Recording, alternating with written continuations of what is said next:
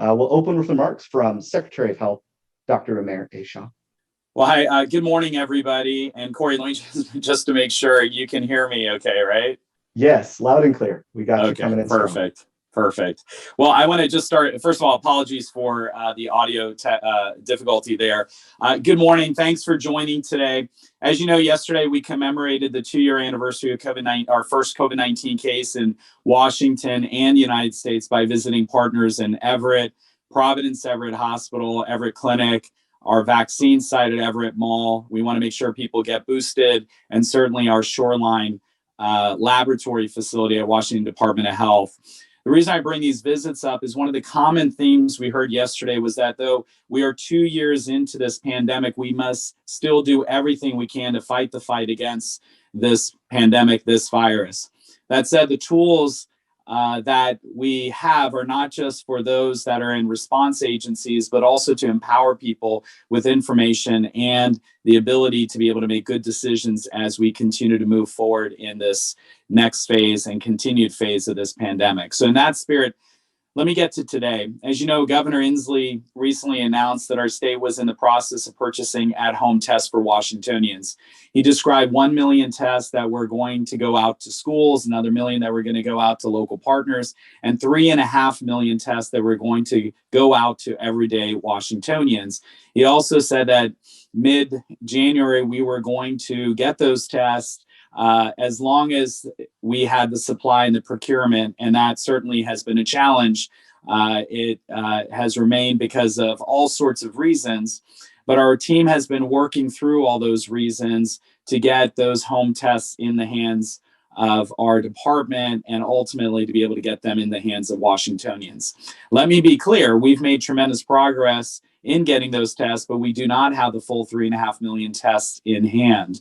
We only have a portion of those in the numbers of about 650,000. And as you know, supply shortages are impacting everyone, and we are no different.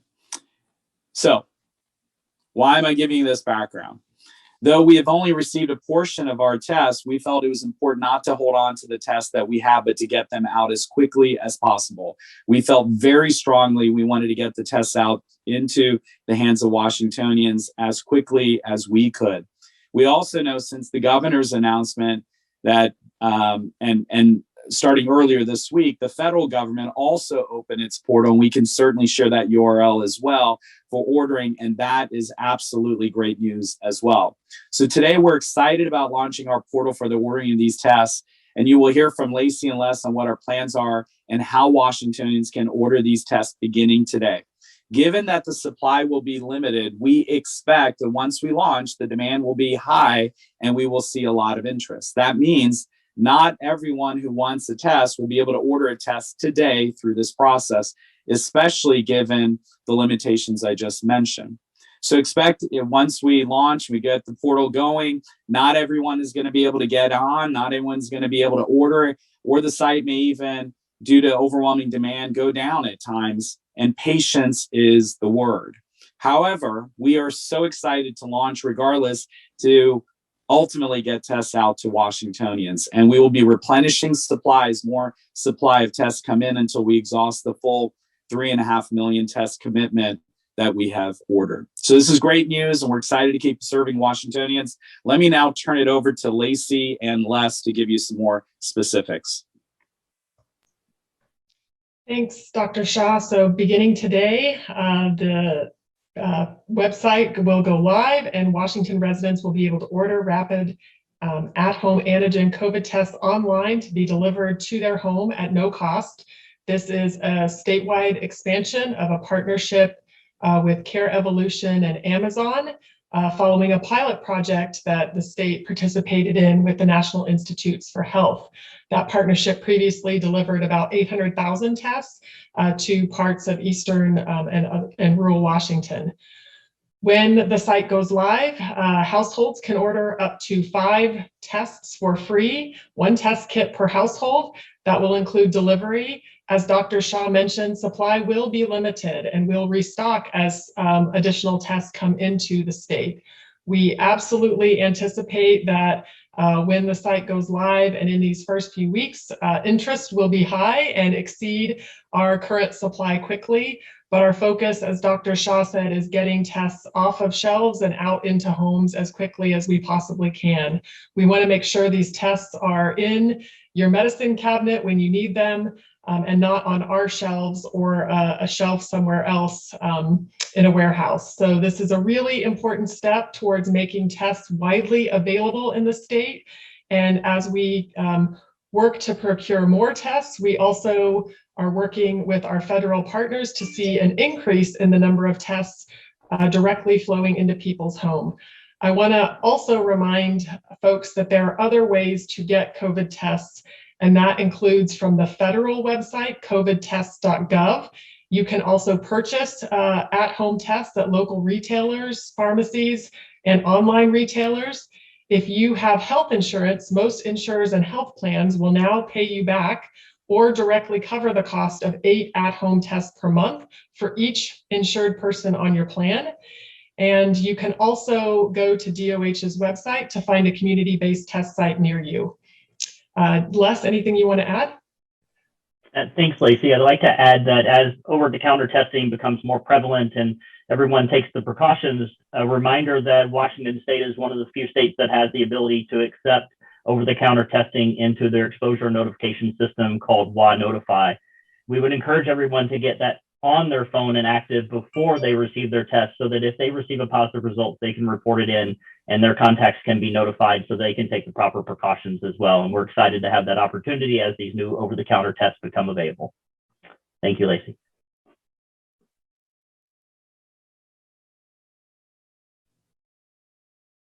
All right, with that, we'll jump straight to our Q&A portion today. We'll start off with Nicole with Cairo Radio.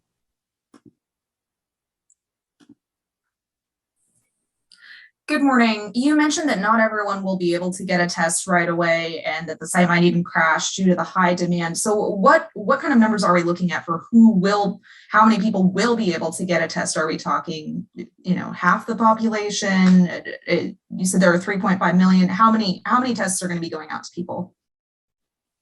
Yeah, Nicole, thanks for that question. And that's going to be dependent really on how people order. As Lacey mentioned, you can order either tests in a number of 4 or 5. And so it really depends on how many people are going to be ordering. That's the first question.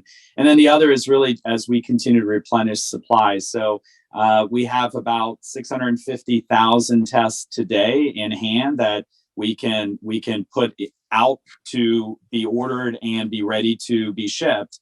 And we are anticipating, again, this is, procurement and shipping has been the challenge. We are anticipating more tests to come in early next week and then more even at the end of next week. But again, we are doing everything we can to get the tests out as quickly as we have them.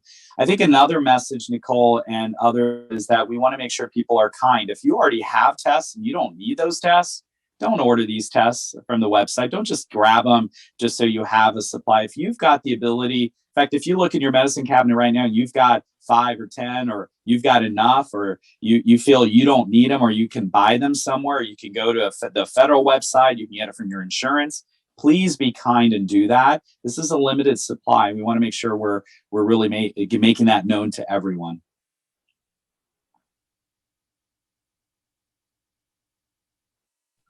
Our next question comes from Rachel, AP.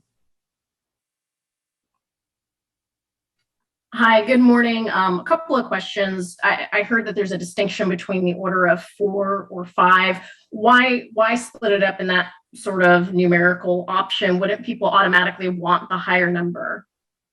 And then also, secondly, when is the site going live and when will that link be provided? Yeah, Rachel, let me answer the second. I'll turn it to Lacey for the first one. The portal and the link, we're actually going to be sending a press announcement out as soon as we have that up and ready. So just be on the lookout for that. We wanted to just make sure you were all aware that we were going to be doing that, so you're not surprised later in the day when you get that press announcement. And then certainly at that point, people can start ordering. Lacey? Yes, so We are working with limited supply here, and part of this has to do with how the tests are packaged. They are typically packaged in groups of 2, 4, or 5. So that is what is somewhat driving the options. We certainly, recognize that some people may choose 5 over 4. They may only be able to choose 4 at certain points in time based on what is left in stock. So I want to note that. And again, as Dr. Shaw mentioned, we really are encouraging people to order what they need and consider their fellow Washingtonians because this is right at the moment, it is a limited supply. It's a scarce resource. And we want people to have access to this as broadly as possible. And we want to encourage patience as we replenish our stocks and more tests become available on the website. And as Dr. Shaw said, really, if you have some test kits in your house, like I do, hold off and order later when your supply gets low.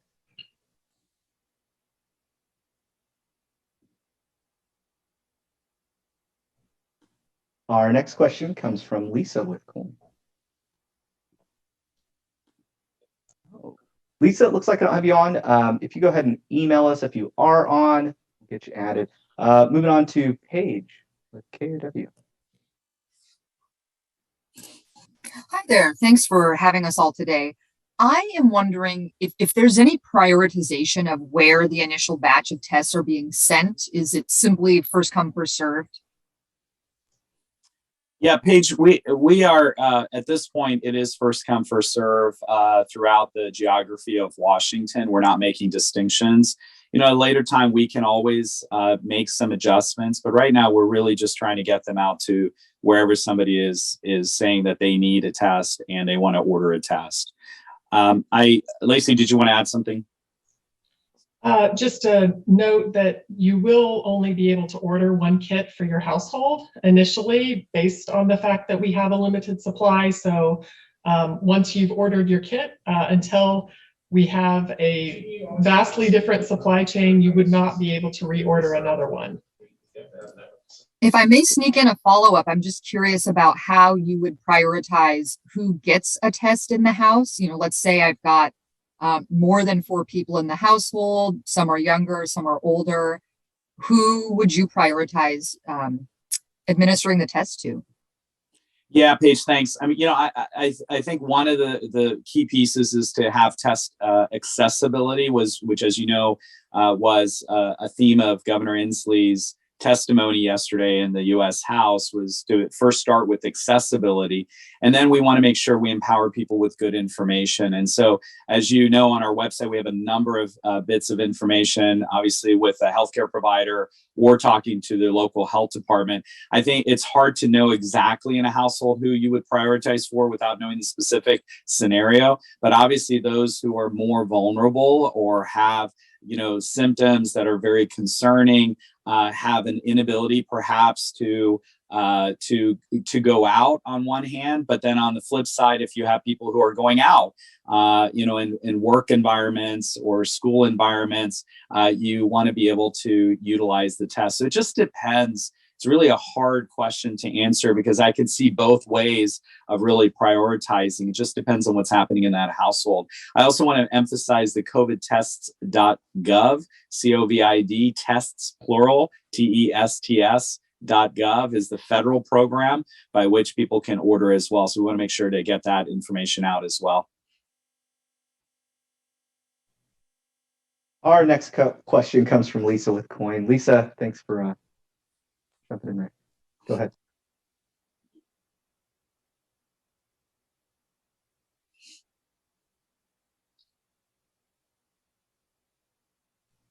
Lisa, do we have audio for you? While we're waiting for audio, one thing I do want to note is that if people don't have access to web or prefer not to use web, they can and will be able, once the site is live, to order tests through the hotline, the COVID hotline. That will also have language access services. All right. Next reporter, Bethany. Hi there. Sorry about that. This is Nick Popham with Como. For some reason, my wife's Zoom is attached to it, so I apologize. But I was curious just sort of how frustrating this situation is with the supply chain that you aren't able to have the 3.5 million tests available right now.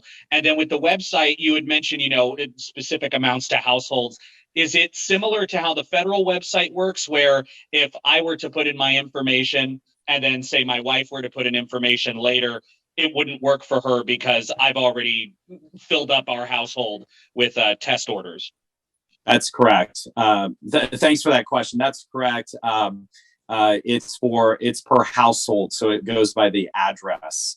Yeah, I mean, I will say it is very frustrating. This is where we are as a nation, as a country right now, where we are all doing everything we can at the state and local levels to be able to procure tests. And, I will tell you, Jared and Les, who are on this right now, they, along with Andy Rose, our incident commander, have been on the phone, have been calling, have had, other everywhere from manufacturer to vendor to suppliers who have made assurances, said yes, said it's coming, and it's not. And it's very similar when you see on certain sites where, you order something and then you get when the date you expect it's going to arrive, that's when you get the message that it's not arriving and it's been pushed out to an indefinite period of time. This has been very frustrating. I think we need to know that, acknowledge that. And we also have to recognize just how important it is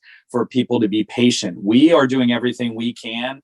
We're trying to make it known where people can get tests. This is not the only way to get tests, but we have also promised that we are going to get tests out as we get them, and that's what we're doing here.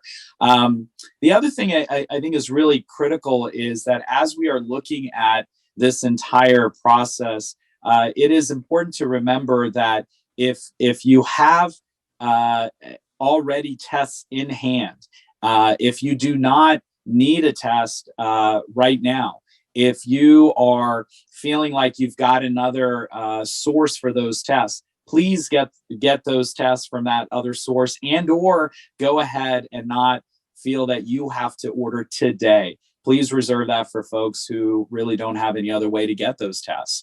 And then the final thing, which I don't believe we've said, Lacey, unless we did, I may have missed it, but we do want to thank Amazon and Care Evolution, who are our partners in the private sector, have just done an incredible job to work with us. And really, I can't say enough about, all of our partners. We've had recent work with Costco over the weekend, Amazon again, Care Evolution, other partners that have just come to the table and have helped us in this very challenging time. So I just can't say enough about that partnership and want to thank them as well. Corey, we'll take maybe one more question and wrap it up by 10:05, if that's okay. Perfect. All right, Lisa, giving this another go.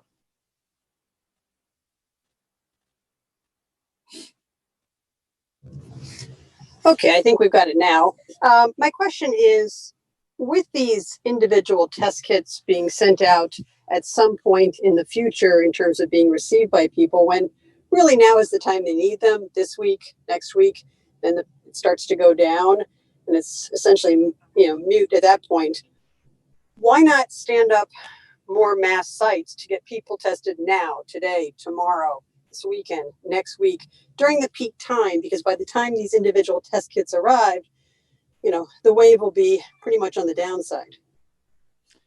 Yeah, Lisa, thanks. I do believe that's what's happening. And there are two different modalities here. You're referring to community testing, which agencies and partners are doing, and you're also referring to what we're announcing today, which is at home, to have in people's medicine cabinets.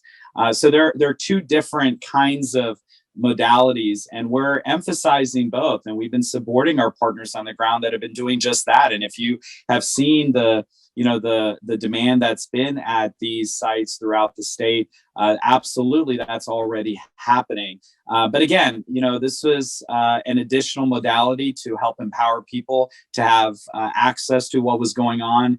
If they had symptoms, if they didn't have access to going to either a healthcare provider or be able to go to, obviously a community testing site. Also, we want to recognize that we've been saying very much, do not go to the healthcare system, to the hospital, the emergency department if people are sick or they have an urgent issue. Testing is constrained across the system, and we want to make sure we're doing everything we can. So I don't think it's an either or, it's an and. We're trying to do everything we can on all fronts. And I'm very proud of the efforts that this department and our partners on the ground have been doing in order to be able to really serve Washingtonians the best we can. But this is an environment that has been tough across the country. And so I do want to make sure that we keep that in mind as well. Lacey, you came off mute. I don't know if you wanted to add something.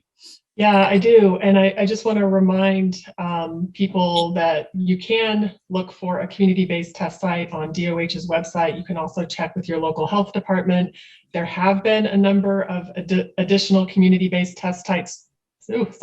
Community-based test sites stood up at the local level, and there are 2 that the state is supporting in partnership with our federal partners, CDC and FEMA, that are going up over this weekend in Snohomish and King County. So it is a both and, not an either or by any stretch.